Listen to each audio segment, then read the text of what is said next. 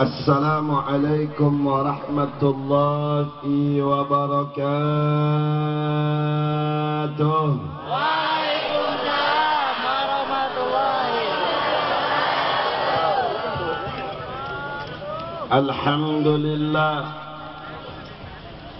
Alhamdulillahilladzi faddala al-mujahidina 'ala al-qa'idina darajah. وجعل المؤمنين الآمرين بالمعروف والناهين عن المنكر خير أمة كما قال تبارك وتعالى عز وجل في آيته الكريمة كنتم خير أمة أخرجت للناس تأمرون بالمعروف وتنهون عن المنكر وتؤمنون بالله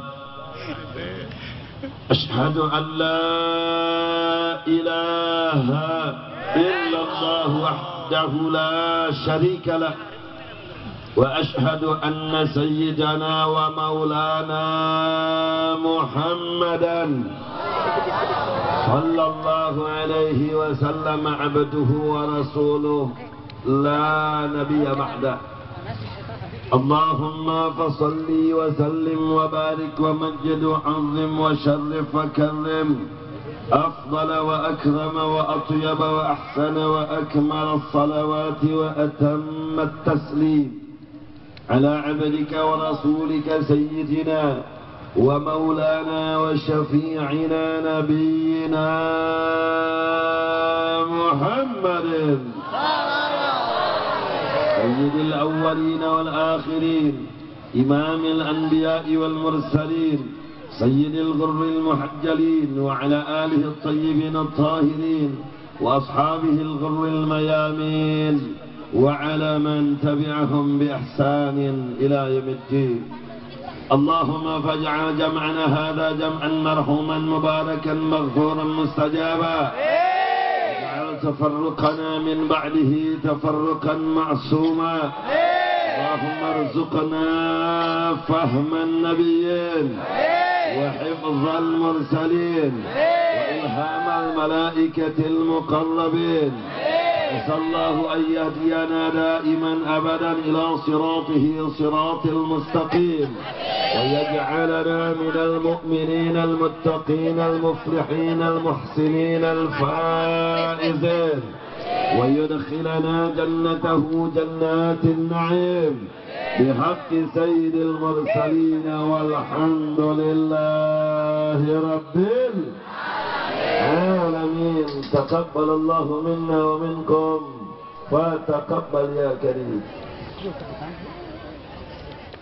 Kepada yang sama kita hormati, sama kita muliakan, segenap para alim ulama, para tuan-tuan guru kita, pimpinan-pimpinan pondok pesantren se-Tasik Selatan, para muallim, para murabbi, para da'i, para mubalik yang telah sama hadir pada kesempatan siang hari ini. Tentunya saya haturkan kepada mereka ta'zim, takrim, ikram, ihtiram yang disertai dengan mahabbah.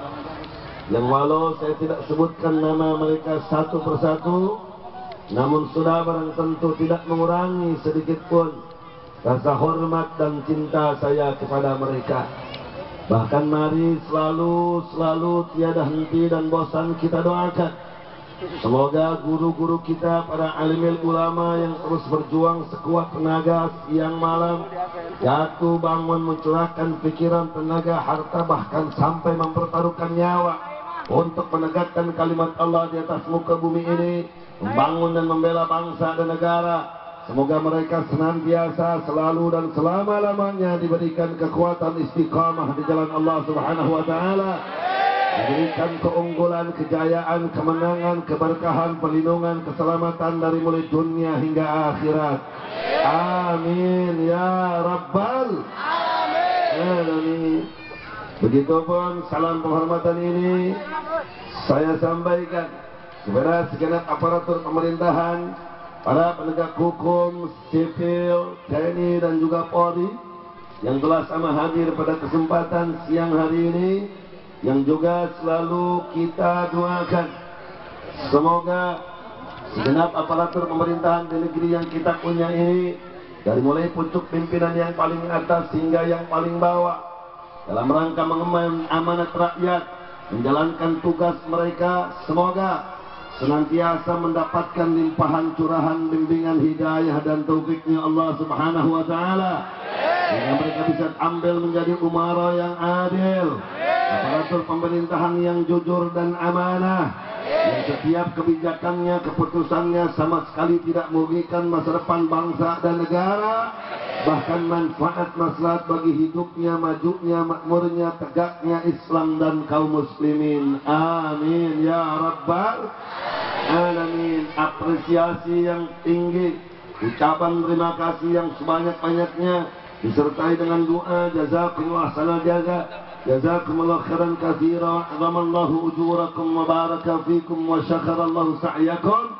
Saya sampaikan kepada segenap jajaran panitia yang telah berjibaku berjuang penuh pengorbanan untuk mensukseskan acara kita pada siang hari ini di dalam rangka temu seluruh pondok pesantren se-Tasik Selatan, yang juga dalam rangka memperingati Maulid Agung, ta'ziman wa takriman di Maulidin Nabi Habibul Mustafa Sayyidina Maulana Muhammad sallallahu alaihi wa ala alihi wa sahbihi wasallam, yang diinisiasi langsung oleh Ikatan Silaturahmi Antar Pesantren atau yang disingkat dengan INSAP, yang dipimpin oleh Mukarram al-Muhtaram Ustadzun al-Warak Ustadz yakni Dede Irfan Zainal. Nah, kita doakan semoga semua yang menyumbangkan tenaga, harta, pikiran, doanya untuk suksesnya acara kita pada siang hari ini dicatat oleh Allah menjadi amal soleh berlipat ganda pahalanya dunia dan akhirat. Dan semoga pondok-pondok pesantren se-Tasik Selatan ini dijadikan basis perjuangan penegakan syariat Islam di bumi NKRI. Semoga santriwan-santriwatinya dijadikan muslimin muslimat, mukminin mukminat, salihin salihat, mujahidin wa mujahidat, mubarakin wa mubarakat fid dini wa dunya wal akhirah. Dan semoga seluruh lembaga-lembaga pendidikan kaum muslimin dijadikan ma'hadan thayyiban mubarakan fid dini wa dunya wal akhirah. Amin ya rabbal alamin. Dan akhirnya salam hormat ini saya sampaikan kepada segenap kaum ibu, kaum bapak, hadirin hadirat, jamaah muslimin wal muslimat rahimakumullah. Semoga kebersamaan kita pada siang hari ini dijadikan asbab yang qawiyah, dijadikan wasilah yang mustajabah, agar seluruh hajat dunia dan akhirat kita dikabul, diijabah oleh Allah Subhanahu wa Ta'ala, sehingga tidak ada yang bubar satupun dari tempat ini melainkan dosa perdosaannya diampunkan oleh Allah Subhanahu wa Ta'ala, iman Islamnya dikuatkan oleh Allah Subhanahu wa Ta'ala, hatinya dijernih bersihkan oleh Allah Subhanahu wa Ta'ala, nafsunya disucikan oleh Allah Subhanahu wa Ta'ala, jasadnya yang masih berpenyakit semoga dicabut, diangkat penyakitnya, diganti dengan kesehatan dan kekuatan, yang sedang menghadapi masalah semoga dibereskan, yang sedang menghadapi urusan semoga dimudahkan, dan yang masih bagian rezekinya sempit semoga dilapangkan, dan masih sedikit bagian rezekinya semoga dicukupkan, dan semoga kembalinya kita di tempat ini Allah jadikan sisa hidup kita menjadi sisa hidup yang husnul khatimah. Amin ya rabbal alamin. Ahibba'il kiram, pada kesempatan yang teramat sangat mulia dan teramat sangat penting ini, sebelum saya menyampaikan apa-apa yang harus disampaikan, dengan sangat menyesal dan berat hati bahwasannya pada siang hari ini Imam Besar Front Pembela Islam yakni Al-Habib Muhammad Rizik bin Hussein bin Syihab tidak bisa datang di depan kita semua. Sehubungan pada kesempatan ini di Sumatera Selatan, ulama-ulama se-Sumatera Selatan, juga seperti sebelumnya di Aceh Nangrok Darussalam, juga seperti sebelumnya di Sumatera Utara, ulama-ulama se-Aceh, se-Sumatera Utara, dan saat ini di Sumatera Selatan tengah berkumpul rame-rame berjamaah mendaulat Habib Rizik Syihab sebagai pimpinan umat Islam se-Indonesia, saudara. Takbir! Takbir! Saya bertanya, apabila di Jawa Barat ulama sepakat untuk mendaulat Habib Rizik sebagai pimpinan umat Islam se-Indonesia, setuju apa tidak? Jawab yang tegas, setuju apa tidak? Kurang kompak, setuju apa tidak? Kurang serempak, setuju apa tidak? Setuju apa tidak? Yang kenceng biar suaranya kedengar ke Jakarta. Setuju apa tidak? Takbir! Kita doakan beliau semoga senantiasa diberikan kesehatan, senantiasa diberikan kekuatan, senantiasa dimudahkan urusannya, dan dimenangkan dan diberkahkan perjuangannya fid dini wa dunya wal akhirah. Dan semoga kita semuanya diakui oleh Allah menjadi murid-muridnya, para pengikutnya yang setia istiqamah di dalam berdakwah, beramar ma'ruf nahi munkar, dan berjihad di jalan Allah li'izzil Islam wal muslimin, untuk masa depan bangsa dan negara kita. Amin ya rabbal alamin. Saya bertanya, kira-kira tidak datangnya beliau ke tempat ini dimaklum apa tidak? Jawab yang kompak, dimaklum apa tidak? Dimaafkan apa tidak? Tidak apa-apa, saya gantikan pada kesempatan siang hari ini. Tidak apa-apa. Siap ngaji? Siap khusyuk? Betul? Takbir! Namun untuk mengobati kerinduan beliau kepada ibu dan bapak sekalian, dan untuk mengobati kerinduan ibu dan bapak sekalian dan segenap santriwan santriwati se-Tasik Selatan, begitupun nanti pada malam hari, tepatnya pada tanggal 8 ini, Minggu malam Senin, ulama-ulama se-Jawa Barat, pimpinan-pimpinan pondok pesantren dari Priangan Timur, insya Allah sama akan mendaulat Habib Rizik Syihab sebagai pimpinan umat Islam di Jawa Barat dan Indonesia, saudara.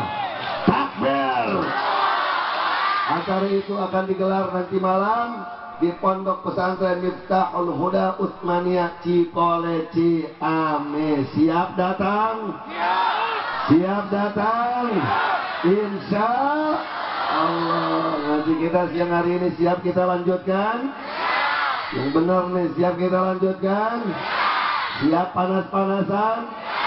Betul? Takbir!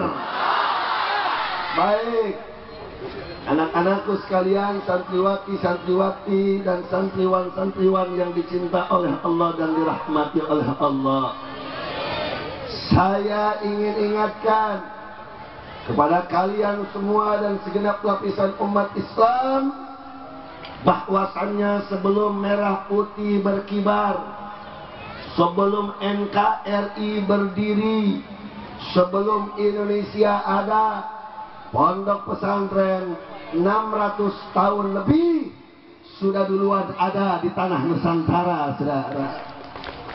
Saya ingin ingatkan juga kepada aparatur pemerintahan, para penegak hukum, sebelum kalian saat ini menduduki jabatan dan posisi kedudukan, 600 tahun lebih sebelum Indonesia merdeka, para kiai sudah mengisi tanah Nusantara. Para pimpinan pondok pesantren sudah banyak berjasa membangun Nusantara. Betul apa tidak? Betul apa tidak?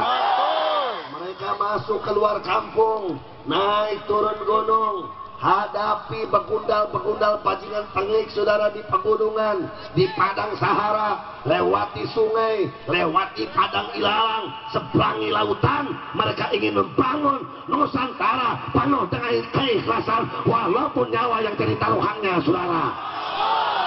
Takbir! Saya bertanya, kalau begitu pondok pesantren, para kiai, para ulama, sumbangsi pengorbanannya terhadap Nusantara besar apa kecil? Banyak apa sedikit? Yakin? Bangga menjadi pengikut para ulama, bangga menjadi santri-santri para alim ulama, bangga menjadi santri-santri pondok pesantren. Betul? Yakin? Takbir. Sehingga jangan kaget saudara, ketika bajingan-bajingan penjajah datang untuk menjajah Nusantara, siapa yang ada di garda terdepan menghadapi mereka? Siapa yang ada di garda terdepan siap copot nyawa di dalam menghalau para penjajah yang datang ke Nusantara, saudara? Kalau bukan para alimul ulama. Betul apa tidak? Di mana basis-basis perjuangan perlawanan terhadap Belanda? Di mana saudara basis-basis perjuangan untuk melawan para bajingan-bajingan penjajah? Kalau bukan di Majlis Taklim, kalau bukan di Majlis Zikir, kalau bukan di pondok pesantren, kalau bukan disemangatkan oleh para alim ulama, saudara. Betul, betul. Jadi siapa tentara negara ini sebelum ada tentara, sebelum ada polisi? Siapa yang angkat senjata? Siapa yang siap copot nyawa? Kalau bukan para santri, kalau bukan para kiai, kalau bukan para asengan saudara. Sekali lagi jawab yang tegas, jawab yang kompak, jawab yang serempak. Jasa pesantren terhadap tanah Republik Indonesia ini besar apa kecil? Jawab yang kompak, besar apa kecil? Pengorbanannya banyak apa sedikit? Banyak apa sedikit? Yakin? Bangga menjadi santri-santri pondok pesantren, bangga menjadi murid-muridnya kiai. Betul? Sallu ala Nabi.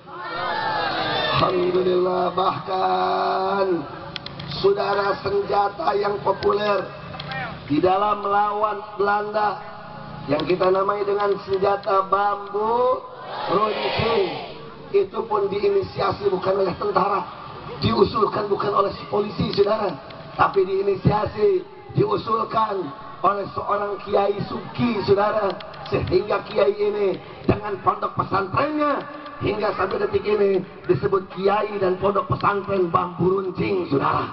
Sehingga walaupun cuma bambu, walaupun cuma bambu yang ujungnya diruncingkan, karena yang memegang bambu itu ahli tahajud, karena yang memegang bambu itu orang yang ma'rifat kepada Allah, karena yang memegang bambu itu para santri yang mereka ikhlas untuk belajar ngaji dan melawan Belanda, karena yang memegang bambu itu adalah orang-orang yang kuat batinnya, karena yang memegang bambu itu orang-orang yang dekat kepada Allah. Belanda walaupun dengan senjata otomatis lari kocar kacir saudara. Betul? Kalau santri pegang bambu runcing, Belanda berani melawan Belanda. Sekarang kalau misalnya ada tentara polisi nggak berani lawan Cina kafir, Cemen. Betul. Dulu santri pakai bambu runcing, Belanda berani lawan Belanda. Betul apa tidak? Sekarang penjarain Ahok aja susah. Senjata banyak, personil banyak, jenderal banyak.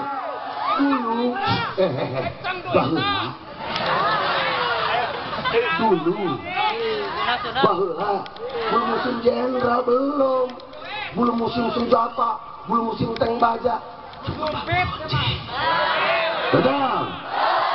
Belanda bisa bertanya, Belanda kalah apa tidak? Belanda lari apa tidak? Lari apa tidak? Lari apa tidak? Lari. Sekarang si Ahok aja mendetik ini belum di penjara. Wanyel. Kenapa saudara dengan bambu runcing saja yang dipakai oleh tangan santri yang ikhlas karena Allah, Belanda bisa kotak kacir, Belanda bisa takut. Kenapa? Karena yang penting adalah the man behind the gun. Betul apa tidak?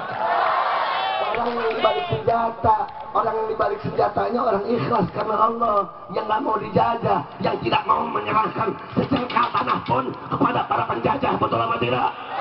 Tapi kalau saat ini walaupun senjata otomatis, walaupun tank baja banyak, walaupun pangkat jenderal banyak, tapi kalau mereka ingin menjual bangsa dan negara, menjual tanah, maka mereka tidak akan bisa memenjarakan satu mulut busuk si Ahok saja. Betul apa tidak? Betul apa tidak? Mending lamun teu mampu menjarakan si Ahok dikeun ka santri mending aja. Baik, dengar Allah, lamun kira-kira, dengar, lamun kira-kira jiper ngalawan Cina naga salapan, pedah konglomerat boga senjata, menjadikan kadang ke santri. Demi Allah, santri kiai pada pesantren tidak akan pernah panjang kaki, walaupun kami harus melawan Cina, walaupun kami harus melawan Soviet, walaupun kami harus melawan Amerika, walaupun kami harus melawan Sekutu. Demi Allah, siap mati untuk mempertahankan kedaulatan bangsa negara Republik Indonesia. Surah. Betul. Saya tanya, siap lawan Amerika, siap lawan Sekutu, siap lawan Cina, siap lawan Soviet, siap pertahankan kedaulatan NKRI, siap berani mau membangun bangsa dan negara. Betul. Yakin. Takbir. Jangan pikir-pikir banyak. Kapan lagi cek? Cek. Dipikir-pikir mah jangan. Bahulangan khasa ukur make bambu runcing. Kata Belanda bisa kocar kacir. Adi ayu lo pangkat remeo. Wow, jeng. Asli Ahok mangkluk hiji hese di penjara. Jangan kalau hulu lagi betul. Sing bener jangan rendah. Dia rendah. Kalau umat Islam curiga wajar apa tidak? Kalau umat Islam kecewa wajar apa tidak? Wajar apa tidak? Maka oleh karena itu saya ingin kasih pesan kepada semua santri, pertahankan keikhlasan di dalam hati para santri, betul? Pertahankan kobaran semangat jihad di dalam santri, betul? Karena ini adalah tanah santri, NKRI adalah tanah kiai, NKRI adalah tanah ulama. Tingung kuek, tepikan kanggung kuik, oke? Aduk-adukan, tepikan kasih sitan peluk ceng-ceng orang, rek suka, rek teh suka. No jelas yang mempertahankan negara kesatuan Republik Indonesia adalah santri dan kiai. Betul. Jadi baru gak pangkat ulah petang-petang ulah.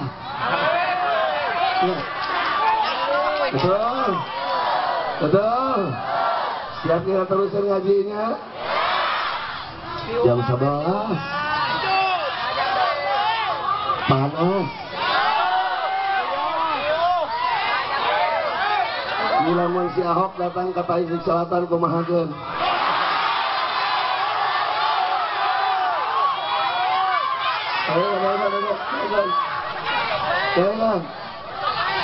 Dayekeun heula. Lamun cek santri anu gondrong ngomongna teh pencis. Kudu bisi eta tinggal itu. Tapi anu leuwih antikna deui, leuwih antikna cek si Ece ti belah dinya. Sate cenah teh. Alhamdulillah. Santri siap bela negara, siap bela bangsa, siap pertahankan agama, siap pertahankan akidah. Takbir. Tolong dicatat dengan baik. Tidak berhenti di situ, saudara. Itu bagaimana kekuatan fisik santri. Itu bagaimana kehebatan fisiknya para kiai. Sekarang, saudara, mari kita lihat kehebatan, saudara, intelektualitasnya para kiai. Mari kita lihat, saudara, bagaimana kehebatan kecerdasan para kiai di dalam merumuskan, saudara, aturan kehidupan berbangsa dan bernegara. Mau tahu apa tidak? Mau tahu apa tidak? Menjelang kemerdekaan Indonesia datang, saudara, dibuatlah tim 9, betul? Betul? Tim 9 ini nges tenggana gitu, kadang-kadang. Siap kita teruskan? Yang tadi kita bicarakan kehebatan fisiknya santri, betul apa tidak? Keberanian santri dan kiai di dalam melawan para penjajah, betul? Betul. Selanjutnya kita akan bicarakan bagaimana kecerdasan, kepiawaian, lobby dan diskusinya para kiai. Bagaimana kecerdasan intelektualitas dan emosionalitasnya santri, saudara. Mau tahu apa tidak? Mau tahu apa tidak? Menjelang kemerdekaan datang, saudara, digelarlah sidang BPUPKI. Dibuatlah tim 9 untuk merumuskan aturan kehidupan berbangsa dan bernegara. Siapa yang terlibat di dalam tim 9 itu, saudara? Para kiai, pimpinan ormas Islam, yang dulu pimpinan pondok pesantren, yang 24 jam hidup bersama santri. Betul apa tidak? Betul apa tidak? Yang pertama Kiai Haji Wahid Hashim dari Nahdlatul Ulama. Yang kedua Kiai Haji Abdul Qahar Muzakir dari Muhammadiyah. Yang ketiga saudara Kiai Haji Agus Salim dengan syarikat Islamnya, dan seluruh para alim ulama yang lainnya. Adapun dari tokoh nasionalis kita sama kenal, ada Bapak Proklamator negeri ini, saudara Bapak Haji Insinyur Soekarno, betul? Bapak Haji Muhammad Hatta dan Muhammad Yamin, saudara, berdebat, berdiskusi siang malam, hari ganti minggu, minggu ganti bulan, saudara. Akhirnya karena kiai cerdas, karena ulama dekat dengan Allah, karena kiai yang digunakan oleh kiai bukan otak saja tapi hati, karena yang dibaca saudara, yang dihafalkan oleh kiai dan para alim ulama adalah Al-Quran wa Sunnah sebagai cara hidup kehidupan berbangsa dan bernegara. Akhirnya ulama menang, saudara. Lahirlah tanggal 22 Juni 1945 yang kita sebut dengan Piagam Jakarta. Yang Pancasila Piagam Jakarta itu, sila pertamanya adalah ketuhanan dengan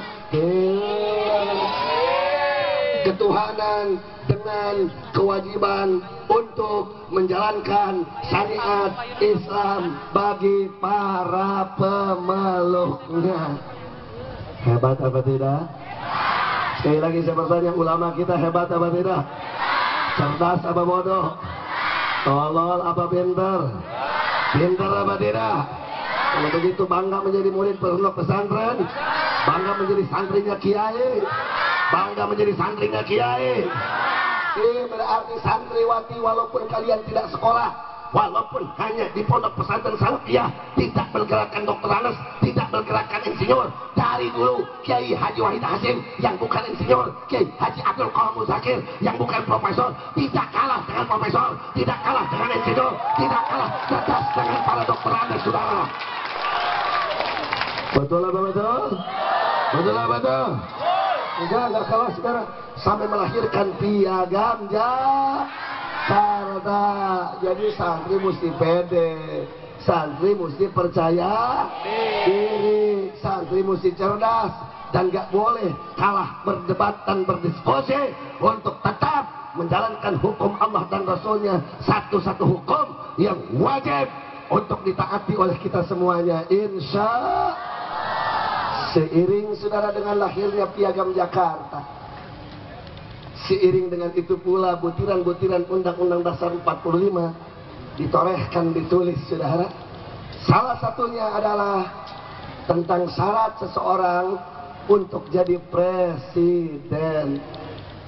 Berdasar dari Piagam Jakarta, saudara, tertuang dalam Undang-Undang Dasar 45, syarat seseorang jadi presiden paling sedikit ada 2. Ada berapa? Ada berapa? 1, gak boleh seseorang daftar jadi presiden, gak boleh seseorang jadi presiden kecuali kalau dia pribumi asli orang Indonesia. Betul apa betul? Baik itu dari suku Sunda, baik itu dari suku Batak, Minang, saudara, Jawa, Madura, Bugis, saudara. Yang jelas ulama kita, para pendiri negeri ini tidak boleh ada pendatang yang jadi saudara presiden di negeri ini. Kenapa? Karena ulama kita, para pendiri kita, saudara, amat sangat cinta terhadap tanah kelahirannya. Mereka saudara berpendapat pendatang tidak lebih hebat loyalitas. Tanggung jawabnya, kesetiaannya, tanggung jawabnya, kesetiaannya, saudara, terhadap tanah kelahiran lebih hebat, lebih kuat, lebih dahsyat dibanding dengan ribuan pendatang yang datang ke negara ini. Betul apa tidak? Betul apa tidak? Saya bertanya nih santri, kalau kiai dengan pendiri negeri ini memberikan syarat seseorang jadi presiden jangan pendatang, kalau begitu syarat itu bagus apa tidak? Jawab yang kompak, bagus apa tidak? Benar apa salah? Lu tarik nih kadangnya ke MPR hari itu. Saudara, syarat presiden seseorang mesti perlu bagus apa tidak? Benar apa salah? Dukung apa tidak? Itu yang pertama. Yang kedua, saudara, seiring dengan Piagam Jakarta lahir, di Undang-Undang Dasar 45 pun saudara diatur syarat seseorang jadi presiden nggak boleh kecuali harus beragama Islam. Kenapa? Karena mayoritas negeri ini penduduknya adalah beragama Islam. Dikhawatirkan kalau ada presiden bukan beragama Islam, tidak akan pernah bisa menjiwai aspirasi umat Islam. Dikhawatirkan kalau ada presiden kafir dan negeri ini memimpin kita punya bangsa dan negeri, kurang bisa mengakomodir keinginan mayoritas penduduk negeri ini. Dan kalau itu terjadi, akan terjadi gesekan, akan terjadi pertempuran, akan terjadi, saudara, situasi kondisi yang tidak kondusif, sehingga para pendiri negeri ini, ulama memberikan syarat seseorang jadi presiden harus beragama Islam. Betul apa tidak? Betul apa tidak? Saya bertanya, kalau misalnya ulama dengan para pendiri negeri ini termasuk disetujui oleh Pak Karno, disetujui oleh Muhammad Hatta, disetujui oleh Muhammad Yamin, saudara, bahwa syarat jadi presiden wajib beragama Islam, setuju apa tidak? Benar apa salah? Pintar apa bodoh? Cerdas apa tolong? Bangga menjadi murid kiai, jadi bangga menjadi santri pondok pesantren. Takbir.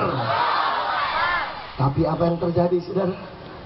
17 Agustus Indonesia diproklamasikan kemerdekaannya, saudara.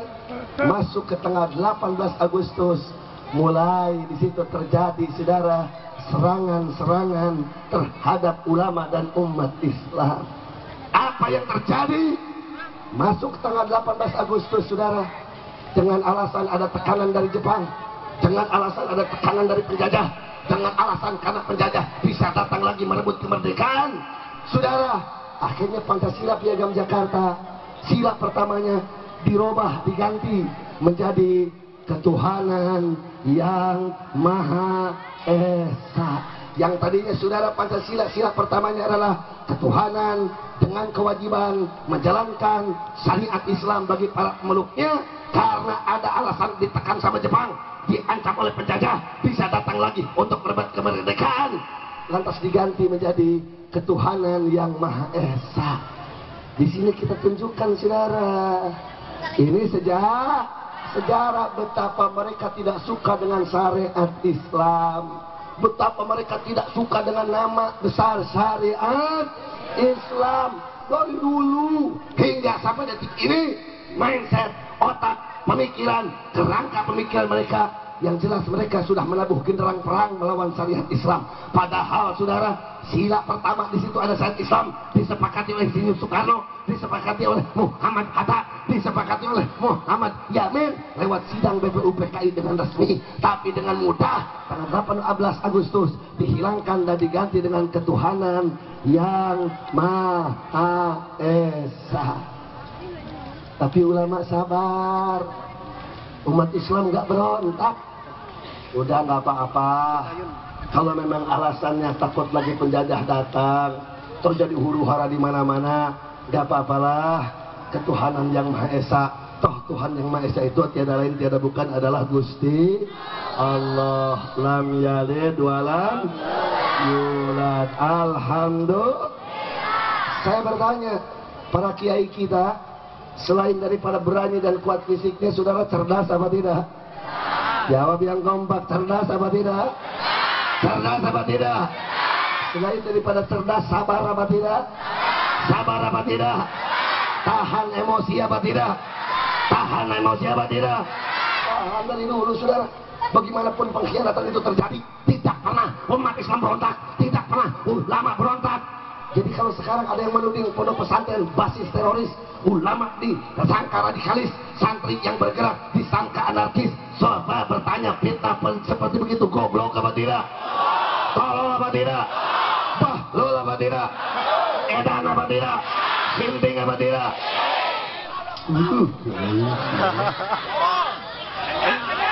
Ini orang bahlul urusan sejarah. Bahlul urusan sejarah. Betul apa betul? Seiring dengan dihapusnya saudara sila pertama, saudara, atensi pesan dari panitia tong lami teuing. Setuju dengan pesannya apa tidak? Setuju dengan pesannya apa tidak? Cik manusia tong lami teuing. Lain kadang satu acan tutup hoyong baca sholawat kangge gelar sorban. Lain tong lami teuing. Ini jam 11:30, siap kita lanjutkan? Siap kita lanjutkan? Jadi kiai kita, santri kita selain daripada hebat pemberani melawan penjajah, cerdas apa tidak? Selain cerdas, sabar apa tidak? Taat hukum apa tidak? Tahan emosi apa tidak? Takbir.